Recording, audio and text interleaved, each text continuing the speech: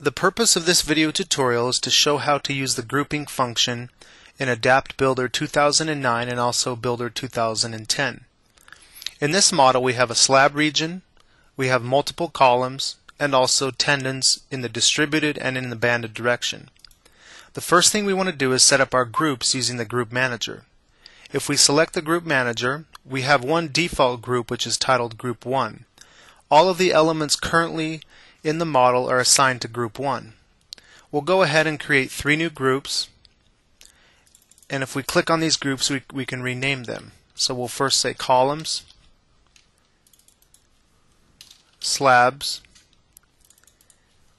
here we'll say banded tendons, and we'll create one more group called distributed tendons. So each group is now displayed. We can control the display of the groups using this light bulb by turning it off or on. We'll go ahead and say OK. And now we want to select the individual components to assign to the new groups. So using the Select by Type option, we'll select the columns. We'll go ahead and use the Modify Item Properties. And now we can say and assign this column or those columns to the column group. Say OK.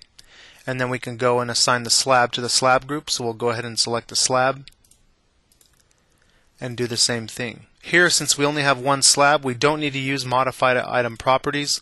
We can simply go to the Slab Properties and select under Group Slabs.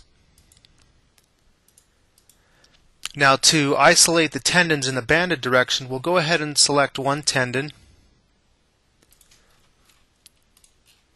or the individual banded tendons at each column line.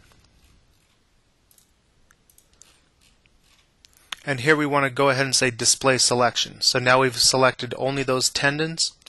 We're going to go ahead now and modify those item properties, and for this we'll say Banded Tendons. Now if we select everything again,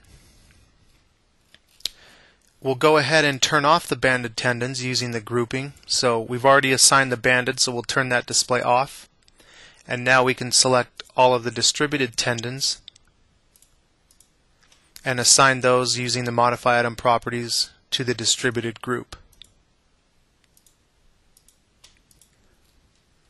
And again, if we turn on the banded direction, we now have the banded and the distributed. So in review, we can go ahead and check each of the groups. If we double click on the slab, we're under Group Slab. Any column, we should be under the group called Columns. The distributed tendons are in the group Distributed Tendons. The banded tendons are in the group Banded Tendons. And in grouping items and components this way, we can easier manipulate the tendons if we have to make changes to tendons, columns, slabs, or other components in a model. This will conclude the video tutorial on how to use the grouping function in Adapt Builder 2009 and also 2010.